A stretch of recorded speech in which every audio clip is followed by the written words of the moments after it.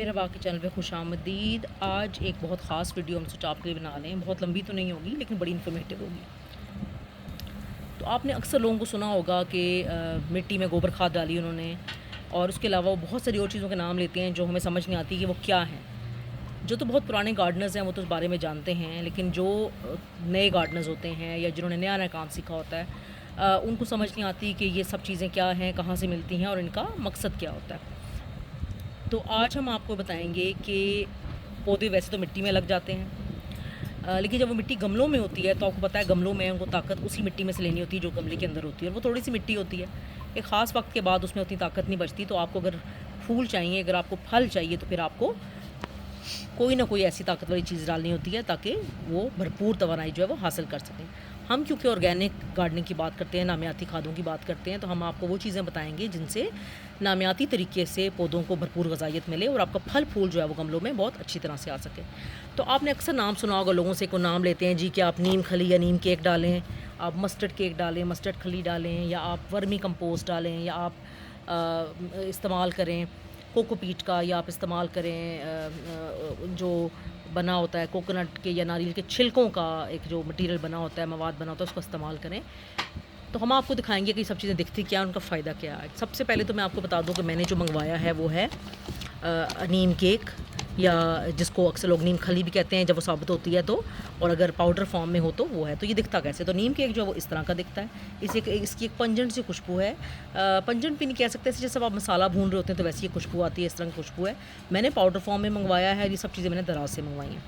अच्छा, अब ये देखें कि आप इसका फ़ायदा क्या होता है। या तो अगर आपको नीम का दरख्त जो है मौजूद है, आपको मिल जाता है, तो आप नीम के पत्ते लें, उनको खुश्क करें, पाउडर बनाएं और ये डाल लें, या नीम की जो नबोलियाँ हैं उनको खुश्क करें और पाउडर बनाए डाल लें। अगर आपके शहर में वो अवेलेबल नहीं है तो फिर आप दराज से ये नीम का पाउडर जो है वो मंगवा सकते हैं। ये इस तरह का दिखता है, और ये अगर आप एक एक मुट्ठी अपने किसी गमले में डाल दें तो उसका फ़ायदा ये होता है कि आपकी ज़मीन में या आपकी मिट्टी में फंगस नहीं लगती, कीड़ा नहीं पड़ता, और इस तरह से जो जड़ें खा जाने वाले कीड़े हैं या जो फंगस से जड़ें ख़राब होती हैं वो नहीं होती हैं। तो आप इस समझ लें कि बहुत अच्छा सा ये आपका कीड़ों को मारने वाला एक पाउडर है जो कि आप ऑर्गेनिक तरीके से पौधों में इस्तेमाल कर सकते हैं। उसके बाद आपने अक्सर लोगों को सुना होगा कि जी हम मस्टर्ड केक इस्तेमाल करते हैं या मस्टर्ड पाउडर इस्तेमाल करते हैं, तो वो कैसा लगता है। मस्टर्ड के नाम से आपको पता होगा ये किस चीज़ की बात हो रही है, सरसों की बात हो रही है। तो सरसों का जब तेल निकल जाता है और पीछे जो उसकी खली बच जाती है, उस खली का जो पाउडर बनाया जाता है, ये जो पूरा केक है, उसको जब पौधों में या डाला जाता है एज ए फर्टिलाइज़र, तो वो इस तरह का दिखता है। ये पाउडर जो है वो ऐसा दिखता है। अच्छा, ये इस तरह ज़रा मस्टर्ड है, पीला है तो थोड़ा सा पीले की तरफ होगा रंग इसका। इसका फ़ायदा क्या होता है, ये एक ऑर्गेनिक मैटर है जो कि आपके मिट्टी की ताकत को बढ़ाता है। तो वो जो NPK खाद, जो इनऑर्गेनिक खाद आप डालते हैं ना, जो आपकी मिट्टी को बाद में नकारा कर देती है, ये उसकी जगह पर उसका जो है ऑर्गेनिक जो है सब्स्टिट्यूट हो सकता है। ये पोटेशियम, कैल्शियम और बहुत सारी चीज़ें जो आपके नाइट्रोजन या सल्फ़र चाहिए आपके पौधे को, वो इससे मिल सकती है। तो ये आपकी मिट्टी की ताकत को बढ़ाता है। उसके बाद आ जाते हैं जी, अच्छा हाँ, ये बता दूं कि ये केक की फॉर्म में भी होता है, यानी मोटे मोटे चंक्स भी होते हैं, और ये पाउडर फॉर्म में भी होता है। तो मैंने ये जो है ये भी दराज से मंगवाया है, और आप देखेंगे ये मेरे पास जो है वो पाउडर फॉर्म में है। फिर एक और जो आजकल बहुत मशहूर खाद है जो आपने अक्सर लोगों को सुना होगा, जिसको लोग कहते हैं वर्मी कंपोस्ट।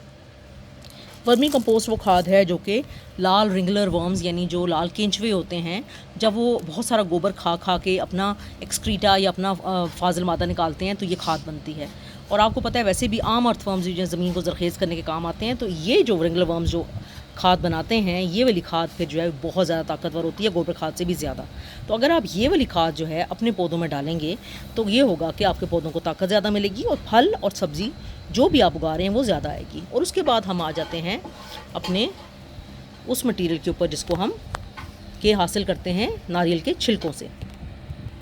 तो ये जो है मटेरियल, ये देखें ब्राउन, और ये जो है बुरादा है। ये बनाना थोड़ा आसान नहीं होता, इसलिए घर पे ना बनाएं, ये आप बाज़ार से ख़रीद लें, इतना महंगा भी नहीं होता। ये मैंने मंगवाया है, बनाया है, अब मंगवाया है, सॉरी, बनाया नहीं है। तो इसका फ़ायदा क्या होता है, अगर या मिट्टी में थोड़ा सा मिला दें तो ये मिट्टी में आपकी नमी बरकरार रखता है। तो उन इलाकों में जहाँ पे खुश्की होती है, पानी कम होता है, तो मिट्टी में अगर आप एक गमले की मिट्टी में एक मुट्ठी मिला दें तो क्या होता है कि आपका जो है वो मिट्टी में नमी बरकरार रहती है। इसके अलावा जब आप सीड जर्मिनेशन करने लगें, सीड लगाएं, तो सीड को ऊपर से या आप कोकोपीट से कवर कर दें या फिर आप उसको वर्मी कंपोस्ट से कवर कर दें। तो उससे क्या होता है कि सीड की जर्मिनेशन जो है वो बहुत अच्छी होती है, क्योंकि दोनों जो है नमी बरकरार रखते हैं वर्मी कंपोस्ट नमी भी बरकरार रखेगी और साथ साथ ताकत भी देगी पौधे को, और ये जो है नमी बरकरार रखेगी और जर्मिनेशन में आसानी होगी। तो हमने आज आपको ये 4 चीज़ें बताई।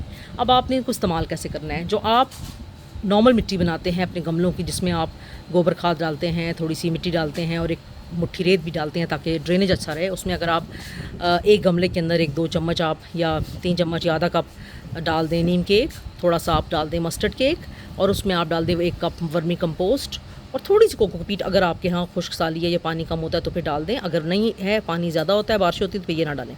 तो ये चीज़ें डालने से क्या होगा कि आपकी फल और सब्जियों को ताकत ज़्यादा मिलेगी और इस तरह से आपकी फ्रूटिंग जो है वो बहुत अच्छी होगी। तो हमने सोचा क्योंकि सर्दियों का मौसम शुरू हो रहा है तो हम आपको ये वाली बातें बता दें ताकि आपकी सब्जियां और फल जो हैं वो अच्छे तरीके से लगें। तो हम जब अपनी मिट्टी बना रहे होंगे तो आपको तब भी दिखा देंगे कि हमने कितनी कितनी मिट्टी के अंदर शामिल की। अगर आपको वीडियो पसंद आई तो उसको लाइक कर लें, शेयर कर लें, चैनल को सब्सक्राइब कर लें और अपने दोस्तों के साथ भी शेयर कर लें। और अगर आपके कोई सवाल हैं तो वो आप हमसे ज़रूर पूछें। बहुत शुक्रिया। Happy gardening.